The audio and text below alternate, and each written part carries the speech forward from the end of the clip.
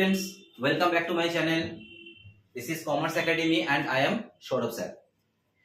बच्चों आज आप लोगों के लिए मैं एक न्यू चैप्टर सामने लाया, खास करके जो क्लास 11 में है या जो लोग फाउंडेशन लेवल्स में हैं और तो और जो लोग बीकॉम फर्स्ट सेमेस्टर में हैं उन लोगों के लिए ये वीडियो काफी इंपॉर्टेंट होने वाला है, जरूरी होने वाला है, क्योंकि ये वो चैप्टर है जो चैप्टर इन तीनों कोर्सेस में कॉमन है।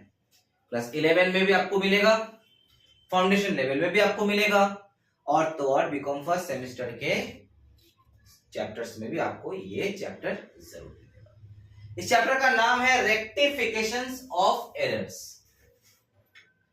नाम से पता चल रहा है कि यहां पे एक एरर है, there is an error and we must rectify this. कोई एक गलती है जिस गलती को हमें रेक्टिफाई करना है। देखो बेटा, जैसे हम लोगों को कभी भी तबीयत खराब होता है तो हम लोग क्या करते हैं, डॉक्टर के पास जाते हैं। किस लिए जाते हैं? इलाज के लिए जाते हैं, ट्रीटमेंट के लिए जाते हैं। ऐसे ही हम लोग बीमारी लेके तो घूमते नहीं है ना। तो ये रेक्टिफिकेशन ऑफ एरर्स भी कुछ ऐसा ही है। एरर यानी कि बीमारी है जो आपके अकाउंट्स में बैठा हुआ है, आपको क्या करना है, डॉक्टर के पास जाना है और उसका सुधार करवाना है, उसको रेक्टिफाई करना है। तो हम लोग रेक्टिफिकेशन ऑफ एरर्स वाला चैप्टर में डिटेल्स में जाने से पहले ये समझ लेते हैं कि गलती कितने टाइप्स का होता है। क्योंकि भाई डॉक्टर इलाज तभी कर पाएगा जब उसको बीमारी के बारे में जानकारी रहेगा। तो according to the accountancy concept जो एरर होता है वो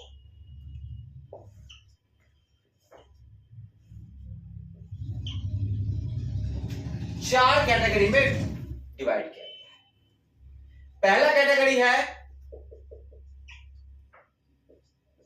errors of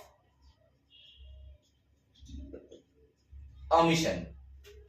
errors of omission, omission का मतलब क्या हुआ? भूल जाना।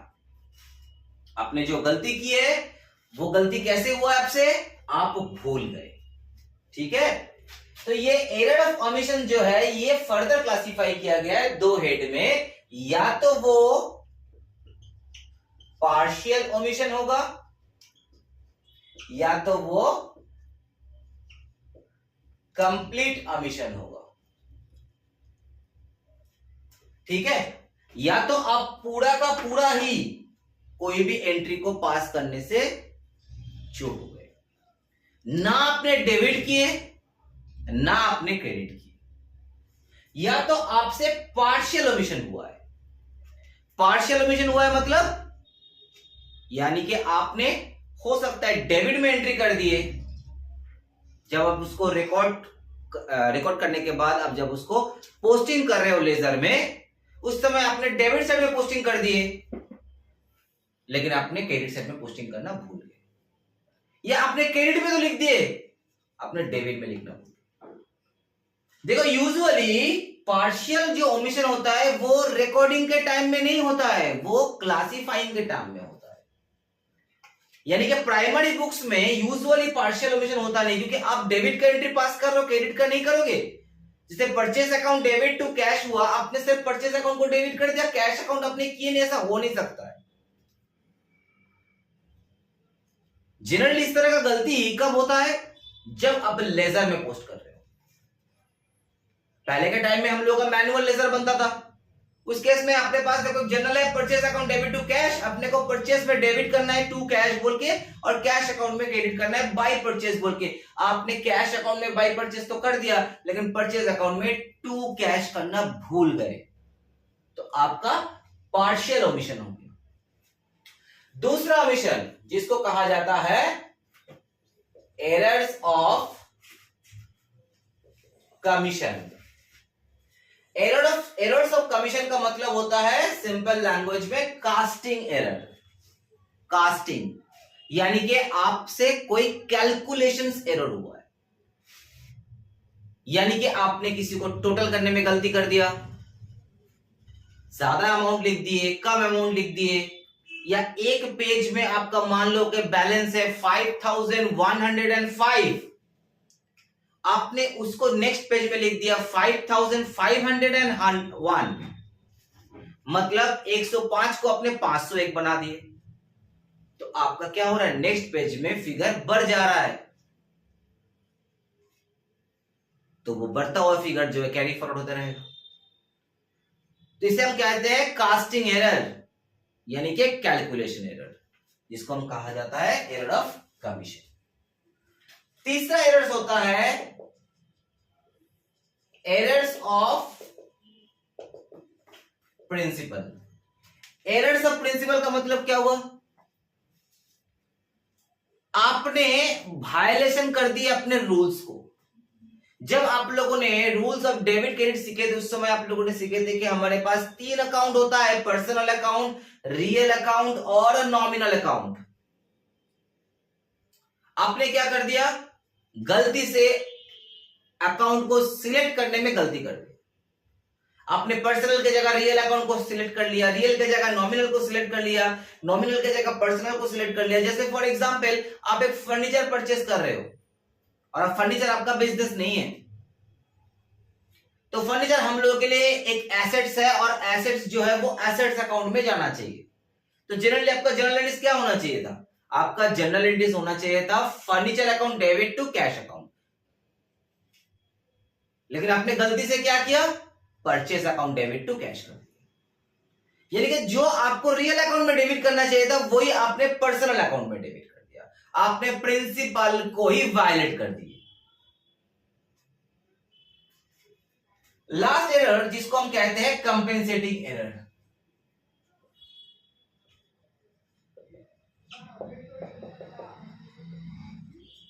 कंपेंसेटिंग एरर क्या होता है, एक गलती दूसरे गलती से कंपेंसेट हो जा रहा है। मींस जैसे मान लो कि आपको कहा गया कि भाई तुम राम को जो है पकड़ के लाओ, तुमने क्या किया, राम को तो पकड़ा नहीं, उसके जगह उसका नाम से मिलता जुलता आइडेंटिकल नेम है रामा, रामा को पकड़ के ले आया। तो तुमने पकड़ तो लिया किसी ना किसी को, लेकिन गलती से दूसरे किसी व्यक्ति को पकड़ लिया। अब मैं तुमको कहूंगा कि भाई इसमें तुम्हारा 2 गलती हुआ है, एक गलती नहीं हुआ, 2 गलती हुआ है। क्या, पहले तो है तुम्हें राम को पकड़ने के लिए बोला, तुमने राम को पकड़ा ही नहीं, ये एक गलती है। और दूसरा गलती क्या है, तुमने रामा को गलती से पकड़ के ले आया, तो वो भी तो तुम्हारा गलती है। तो यहाँ पे 2 गलती है, लेकिन क्या हो रहा है, एक गलती दूसरे गलती से सेटअप हो जा रहा है, कंपेंसेट हो जा रहा है। तो ये है एरर का क्लासिफिकेशन, जो हम एरर को इतने सारे पोर्शन में बांट सकते हैं। अब बीमारी का तो हमें पता चल गया कि बीमारी का डेफिनेशन क्या है। अब हमें जानना है कि ये जो एरर है, मतलब जो बीमारी है, ये बीमारी कब लोकेट हुआ है। बीमारी के बारे में तो पता चल गया। मान लो कि किसी पेशेंट का गॉल ब्लैडर में स्टोन है, तो स्टोन कहां कहां होता है, कितने टाइप्स का होता है, ये तो पता चल गया इन डेफिनेशन से। अब डॉक्टर देखता है कि भाई आपका जो बीमारी लोकेट हुआ है वो कौन से टाइम में लोकेट हुआ है। क्या आपका बिगिनिंग स्टेज है, तब तो दवाई से हो जाएगा काम, या शायद दवाई भी ना लगे, सिर्फ पानी पीजिए, एक्सरसाइज कीजिए, आपका ठीक हो जाएगा। या तो आपका मॉडरेट स्टेज में हुआ है, यानी कि आपको मेडिसिन देना पड़ेगा, अगर ठीक हुआ तो ठीक है, नहीं तो ऑपरेट करना पड़ेगा। और थर्ड क्या होता है, एकदम लास्ट स्टेज, एंडिंग वाला स्टेज, जिसमें आपका ऑपरेशन छोड़ के कोई उपाय है ही नहीं। तो ठीक उसी तरीके से time for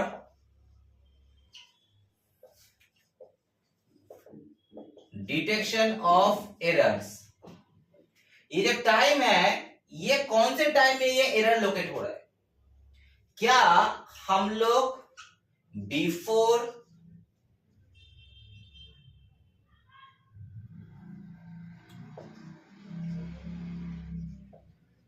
preparation of trial balance वाला स्टेज में है, अभी तक हम लोग ट्रायल बैलेंस बनाए नहीं है, ट्रायल बैलेंस बनाने से पहले लेजर्स को हम चेक कर रहे हैं, क्या उसी समय हम लोग के पास ये एरर सामने आ गया? अच्छा हुआ, बहुत अर्ली स्टेज में आ गया।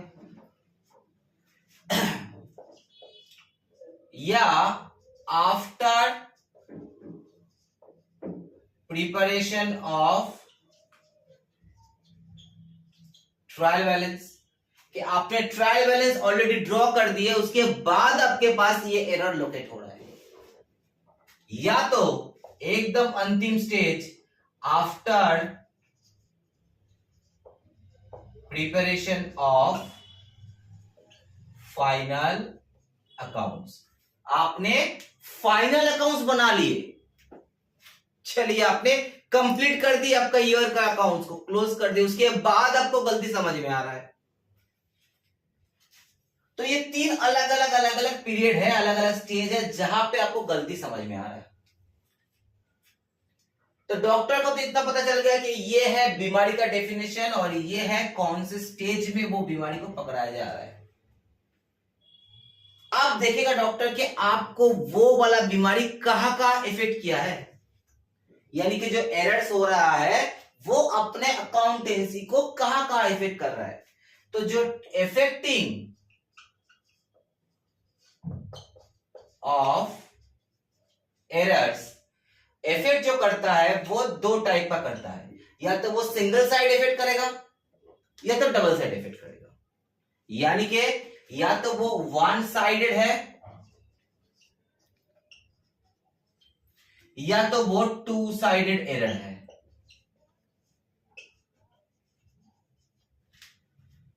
तो ये जो मैंने टोटल अभी तक एरर्स बताया, अब बताओ कि इन एरर्स में कौन सा वन साइडेड है और कौन सा टू साइडेड है। जैसे हम पहले लेते हैं पार्शियल ओमिशन। पार्शियल ओमिशन का मतलब क्या हो, आपका किसी एक साइड में गलती है, ऐसा नहीं हो सकता आपने दोनों साइड में सेम गलती की हो। तो पार्शियल ओमिशन का मतलब या तो आपने डेबिट में पोस्टिंग नहीं की हो या तो आपने क्रेडिट में पोस्टिंग नहीं किए हो। तो बात से समझ में आ रहा है कि किसी एक साइड को इफेक्ट कर रहा है, यानी कि वन साइडेड एरर में हम बोल सकते हैं पार्शियल ओमिशन जो है वो वन साइडेड एरर हो सकता है। लेकिन कंप्लीट ओमिशन, ना आपने डेबिट किया ना आपने क्रेडिट किया, टोटली लूड़ हो गया, टोटली गलत कर दिया।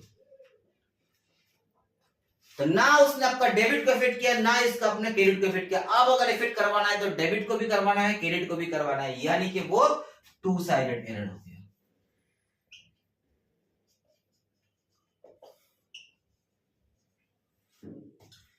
Next error of commission, casting error, calculating error. भाई ये तो सीधा सा लॉजिक है कि भाई सिंगल को इफेक्ट हो सकता है, क्योंकि आप एक ही अमाउंट एक ही गलती दो लेजर में नहीं कर सकते हो। सेम अगर आपको 50 रुपीज का किसी लेजर में आपका शॉर्टफॉल हो रहा है तो सेम 50 रुपीज का आपका एक्सेस किसी दूसरे लेजर में हो नहीं सकता। तो कास्टिंग एरर जो होता है वो किसी किसी लेजर में होता है, तो वो डेफिनेटली वन साइडेड ही होगा, किसी एक साइड को वो हिट कर रहा है। Errors of commission. उसके बाद एरर ऑफ प्रिंसिपल। क्या मतलब हुआ, मैंने कहा था कि आपने रूल्स को ही वायलेट कर दिया। आपको पर्सनल अकाउंट को डेबिट करना चाहिए था, आपने रियल को डेबिट कर दिया। आपको नॉमिनल अकाउंट को क्रेडिट करना चाहिए था, आपने पर्सनल को क्रेडिट कर दिया। मतलब आपने रूल्स को ही वायलेट कर दिया। तो जैसे आपको फर्नीचर खरीदा गया, आपने फर्नीचर खरीदा तो आपको furniture account debit to cash करना चाहिए, लेकिन आपने purchase account debit to cash कर दिया। तो आपका गलती कहां पे हुआ, आपका गलती यहां पे हुआ कि आपने फर्नीचर को डेबिट नहीं किया, ये गलती है, और आपने गलती से परचेस को डेबिट कर दिया, वो आपका गलती है। यानी कि अब परचेस को कम करना है और फर्नीचर को प्लस करना है। यानी कि आपका इफेक्ट डेबिट में भी हो रहा है, आपका इफेक्ट क्रेडिट में भी हो रहा है। एक ऐसा गलती जो आपको डेबिट और क्रेडिट दोनों में ही सेम इफेक्ट करवाया जा रहा है। आपको जेल में बंद करने के लिए कहा गया, राम को अपने रामा को लेकर बंद कर दिया। अब आपको क्या करना है, रामा को रिलीज करना है और उस स्पेस पे राम को घुसाना है।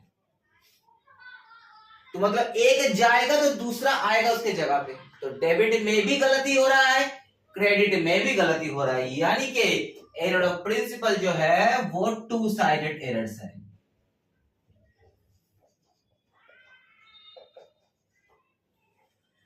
कंपेंसेटिंग एरर मैंने क्या कहा था, एक गलती दूसरे गलती छुप जाता है। अगर प्रिंसिपल एरर का जो डेफिनेशन आपको जो एग्जांपल दिया वो भी आप ले सकते हो, या तो एक और एग्जांपल आप ले सकते हो। जैसे मान लो कि हमें राम और रहीम दोनों को पेमेंट करना है। हमें राम को पेमेंट करना है 10,000, रहीम को पेमेंट करना है 1,000, टोटल पेमेंट करना है 11,000। आपने क्या किया, आपने राम को पेमेंट दिखाया 1,000, लेकिन रहीम को पेमेंट दिखा दिया 10,000 और आपका कैश 11,000 पेमेंट दिखाया। तो कैश तो अपने जगह में सही है कि भाई 11,000 अपना को पेमेंट करना था, आपने कर दिया, लेकिन अपने अकाउंट को गलत सिलेक्ट कर दिया। राम को दिखाना चाहिए था 10,000, तो आपने उसको पेमेंट दिखाया 1,000, यानी कि राम 9,000 से शॉर्टफॉल हो गया। और रहीम जिसे आपको देना था 1,000, आपने उसको दे दिया 10,000, इसलिए 9,000 से उसका अकाउंट एक्सेस हो गया पेमेंट। तो यानी कि एक गलती दूसरे गलती से छुप जा रहा है। अब मान लो कि राम का ड्यू केवल 10,000 था, रहीम का ड्यू केवल 1,000 रुपए था। आपने राम को 1,000 रुपया दिखाया पेमेंट, तो उसका 9,000 का ड्यू स्टिल बाकी है अभी, मतलब वो अभी भी क्रेडिटर के रूप में खड़ा है। और रहीम जिसको 1,000 रुपया के देना था आपको, वो 1,000 रुपये का क्रेडिटर था, उसको आपने 10,000 रुपया दिखा दिया, मतलब रहीम जो है अब क्रेडिट से डेबिट में आ गया। इफेक्ट उसको उल्टा हो गया। भाई उसको 1,000 देना है, आपने उसको 10,000 दे दिया जबरदस्ती का, तो 9,000 को उसका बैलेंस डेबिट हो गया। तो एक गलती दूसरे गलती से कंपेंसेट हो जा रहा है। तो आपको क्या करना है, आपको रहीम से लेना है, राम को देना है, यानी कि एक को डेबिट करना है, दूसरे को क्रेडिट करना है। तो ये भी आपका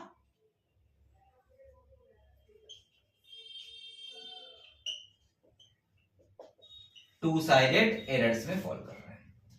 तो हमने जितना भी एरर्स लिखाया वो इफेक्ट के हिसाब से या तो वन साइडेड होगा या तो टू साइडेड होगा। अब बच्चा आप लोगों को हम दिखाएंगे कि कैसे इसको रेक्टिफाई किया जाता है, ठीक है। तो अब हम लोग सीखेंगे कि इस एरर को हम कैसे रेक्टिफाई करें। तो देखो मैंने यहाँ पे 3 अलग अलग स्टेज बनाए। एक तो या तो हम लोग बिफोर टीवी में है, यानी कि ट्रायल बैलेंस बनाने से के पहले वाला धाप में है, या तो हमने ट्रायल बैलेंस ऑलरेडी ड्रॉ कर दिए, या तो हमने फाइनल अकाउंट्स ही बना दिए। तो पहला अपना क्या आता है, वन साइडेड एरर्स, यानी कि जो आपका किसी एक साइड को इफेक्ट करेगा, या तो आपका डेबिट को इफेक्ट करेगा या तो आपके क्रेडिट को इफेक्ट करेगा। तो थोड़ा सा बारीकी से समझो। तुम ऐसे ही अपने लेजर को मैच कर रहे हैं, तो वन साइडेड एरर में क्या क्या फॉल करता है, पहले एरर में, वन साइड ऑफ एरर में या तो पार्शियल ओमिशन या तो एरर ऑफ कमीशन।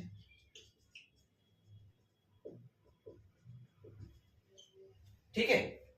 तो सोचो आप, तुम कोई लेजर को चेक कर रहे हो बैठे बैठे, तो पार्शियल ओमिशन का मतलब क्या, जैसे कैश में आपने परचेस क्रेडिट कर दिए, लेकिन परचेस अकाउंट में आपने कैश को डेबिट नहीं किए। तो जैसे आप मैच करवा रहे, भाई ये तो छूट गया मेरे से, हमने कैश अकाउंट में बाई परचेस तो लिख दिया, लेकिन परचेस में हमने टू कैश नहीं लिखा। या आपका एरर ऑफ कमीशन, यानी कि आपका टोटल में गलती, आपने क्या किया, लेजर को चेक करके उसका टोटलिंग कर रहे हो, उसमें आप देख रहे हो कोई शॉर्टफॉल आ रहा है, या आपने किसी एक पेज में एक अमाउंट लिखी हो लेकिन उसको कैरी फॉरवर्ड दूसरे अमाउंट से कर रहे हो, मतलब को हाथों हाथ ये समझ में आ जाए गलती कहां पे है। तुम क्या बोलोगे, भाई अच्छा हुआ कि हमको पहले स्टेज में ही, बिगिनिंग स्टेज में ही हमको ये गलती लोकेट हो गया, नहीं तो इसको लेके हमको बहुत आगे दिक्कत होता। तो आप ट्रायल बैलेंस बनाने से पहले हो और आपको गलती समझ में आ गया कि आपने कहां गलती की। तो आपका लेजर या तो डेबिट वाला लेजर होगा तो क्रेडिट वाला लेजर होगा। ट्रायल बैलेंस में मैंने समझाया था कि हम लोग का जो डेबिट लेजर होता है वो एक्सपेंसेस या एसेट्स का ही डेबिट बैलेंस होता है, डेबिट लेजर होता है, और इनकम और प्रॉफिट का हम लोगों का क्रेडिट लेजर होता है। तो लेजर जो है या तो वो डेबिट नेचर का होगा या तो वो क्रेडिट नेचर का होगा, और आपने हो सकता है उसमें जो गलती की हो उससे आपको हो सकता है किसी लेजर को प्लस करना है या तो किसी लेजर को माइनस करना है, यही तो गलती होगा, इससे ज्यादा कुछ होगा नहीं। आपने कोई पोस्टिंग किए नहीं हो तो उस पोस्टिंग को करोगे तो आपका लेजर प्लस होगा। कोई पोस्टिंग को गलती से एक्सेस कर दिए, उसको हटाओगे तो आपका लेजर माइनस हो जाएगा। जोड़ घटाओ में या तो आपने ज्यादा जोड़ दिया तो आपको कम करना है, या तो आपने कम जोड़ दिया आपको ज्यादा करना है, बस प्लस और माइनस ही तो करना है। तो आप क्या करोगे, आप ट्रायल बैलेंस बनाने से पहले अगर आपके पास वो गलती लोकेट हो जाता है तो आप क्या करोगे, सिर्फ उस कंसर्न लेजर को चेंज कर दोगे। तो कंसर्न जो लेजर है या तो वो डेबिट होगा या तो वो क्रेडिट लेजर होगा। आपका जो कंसर्न लेजर है या तो वो डेबिट लेजर होगा या तो वो क्रेडिट लेजर होगा। तो डेबिट लेजर में अगर आपको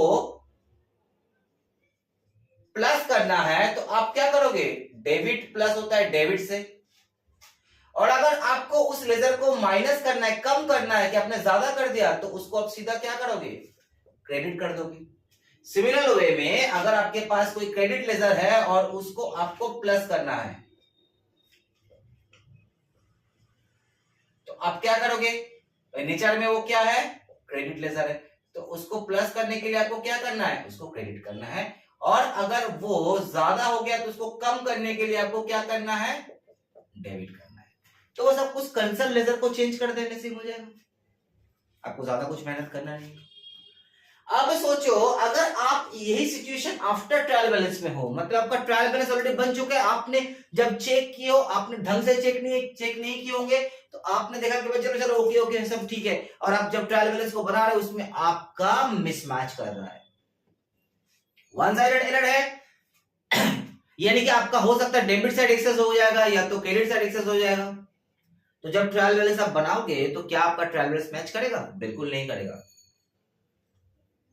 ट्रायल बैलेंस मैच नहीं करेगा, क्योंकि उसमें आपका वन साइडेड एरर्स है, या तो आपका डेबिट साइड एक्सेस है या तो क्रेडिट साइड एक्सेस है, या तो डेबिट साइड शॉर्टेज है या तो क्रेडिट साइड शॉर्टेज है, कुछ भी एक होगा।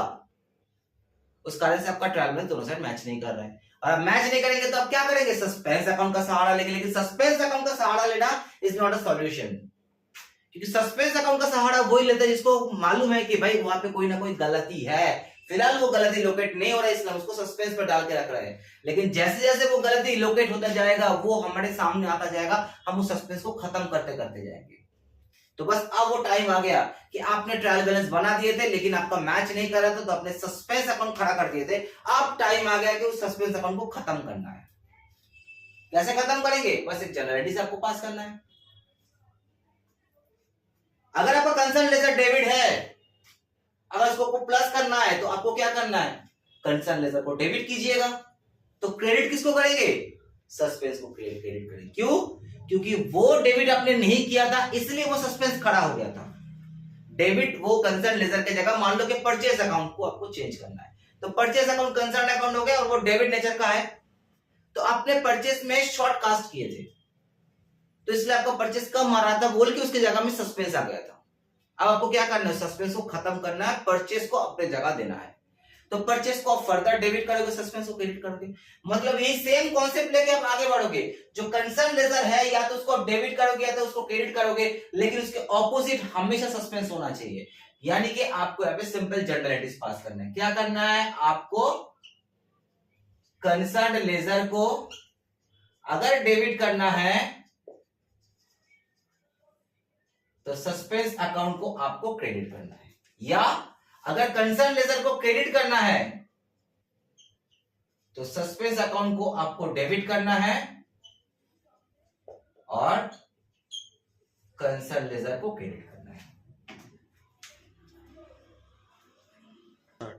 और यही बात अगर आते हैं हम लोग आफ्टर फाइनल अकाउंट्स में, तो क्या करना है, देखो फाइनल अकाउंट्स आपका बन चुका है और उसमें वन साइडेड एरर है, मतलब ट्रायल बैलेंस करने के बाद भी आपको सस्पेंस का खुलासा नहीं हुआ था और आपने उसी सस्पेंस को लेकर अपना फाइनल अकाउंट भी बना दिए। एक तो ऐसा करना नहीं चाहिए ऐसा, लेकिन आपको हरी था, इमरजेंसी था, आपने फटाफट से कर दिया, लेकिन गलती कर दिया। अब उसके बाद आपने क्या किया, सुस्थिर से बैठ के बैलेंस को चेक किया, उसके बाद आपको एक एक करके एरर से लोकेट होता है। तो हम जानते हैं कि हम लोगों के पास पर्सनल अकाउंट, रियल अकाउंट और नॉमिनल अकाउंट, तीन टाइप्स के अकाउंट होते हैं, और जिसमें जो नॉमिनल अकाउंट्स है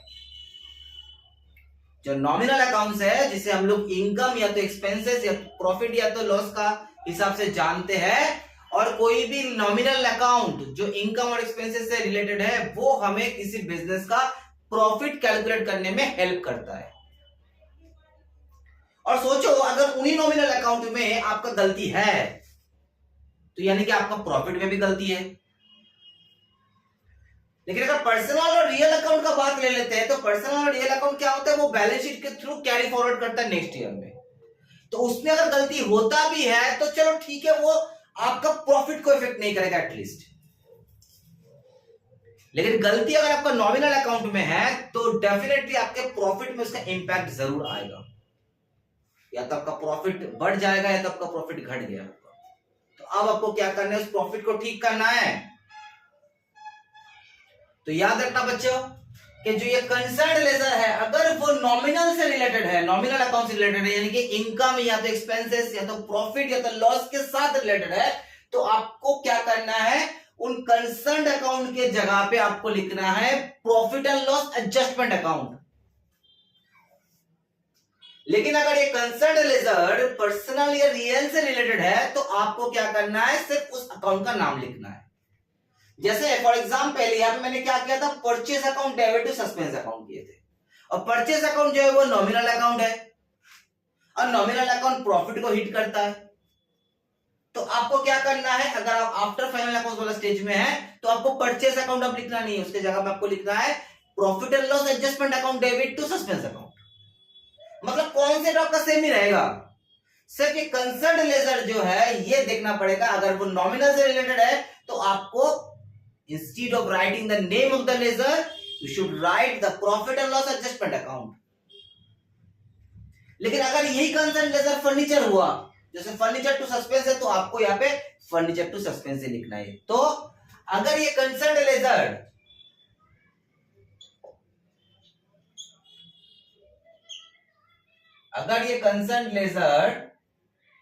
is a नॉमिनल अकाउंट, तो आपको क्या करना है, आपको चेंज करके लिखना है PL adjustment account debit to suspense account और suspense account debit to PL adjustment account. लेकिन अगर आपका कंसर्न लेजर पर्सनल या रियल अकाउंट है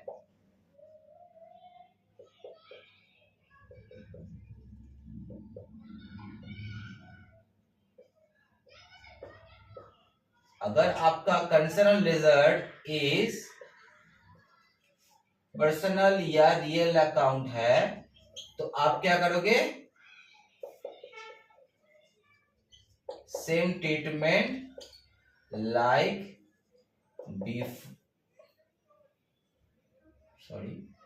like after ट्रायल बैलेंस।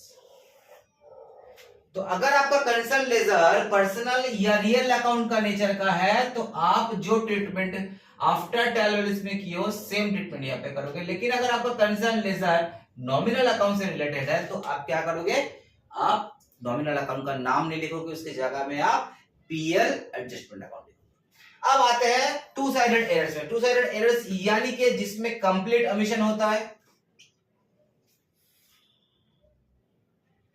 और एरर्स ऑफ प्रिंसिपल होता है, या तो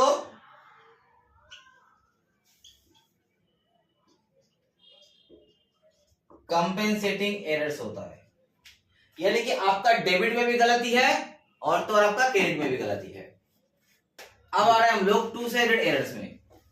टू साइडेड एरर मतलब आपका डेबिट में भी फिट किया है और तो और आपका क्रेडिट में भी फिट किया है। तो टू साइडेड एरर्स में, टू साइडेड एरर में क्या क्या आता है, या तो कंप्लीट ओमिशन होगा, या तो आपका एरर ऑफ प्रिंसिपल होगा, या तो कंपेंसेटिंग। स्टार्ट। तो कंप्लीट या तो कंप्लीट ओमिशन या तो एरर ऑफ प्रिंसिपल या तो कंपेंसेटिंग एरर्स। देखो ये जो भी एरर्स है वो दोनों साइड को इफेक्ट कर रहा है, यानी कि आपका डेबिट को भी इफेक्ट कर रहा है, आपका क्रेडिट को भी इफेक्ट कर रहा है। अगर हम ले लेते हैं कंप्लीट ओमिशन के बारे में, तो आपने ना तो डेबिट में एंट्री पास किया ना क्रेडिट में एंट्री पास किया, तो सिंपल आपको नया एंट्री पास करना है, ये तो लॉजिक है। लेकिन बाकी जो दो एरर्स है, एरर ऑफ प्रिंसिपल या तो कंपेंसेटिंग एरर, इसके वजह से आपने किसी दूसरे अकाउंट को डेबिट करके रखे हो जो कि उसको नहीं होना चाहिए था, या तो आपने किसी दूसरे अकाउंट को क्रेडिट करके रखे हो जो कि नहीं होना चाहिए था। अब आपको क्या करना है, उस कंसर्न लेजर जो आपने गलती से डेबिट करके रखे उसको क्रेडिट करना है, या आपने जिसको गलती से क्रेडिट करके रखे उसको आपको डेबिट करना है, और जो आपका सही लेजर है उसको ऑपोजिट में पास करवाना है। तो इस केस में हम लोग क्या करेंगे, पहले रॉन्ग एंट्री पास करेंगे, उसके बाद राइट एंट्री को पास करेंगे, उसके बाद रेक्टिफाइंग एंट्री को पास करेंगे। लेकिन ये चीज हम लोग कहां पे करेंगे, एग्जाम्पल में करेंगे, और हमारा जो रेक्टिफाइंग एंट्री है वो हमारे आंसर शीट में होना चाहिए। तो पहले हम जैसे रॉन्ग एंट्री को कैसे पास करेंगे, एग्जांपल ले लेते हैं कि आपने फर्नीचर परचेज किया और उसको अपने परचेज अकाउंट में डाल के रखे हो, तो आपका जो रॉन्ग एंट्री है वो क्या है, वो आपने परचेज को डेबिट किए हो और कैश को क्रेडिट किए हो। लेकिन आपका जो राइट एंट्री है वो राइट एंट्री आपका होना चाहिए, फर्नीचर को आपका डेबिट करना चाहिए और कैश को क्रेडिट करना चाहिए।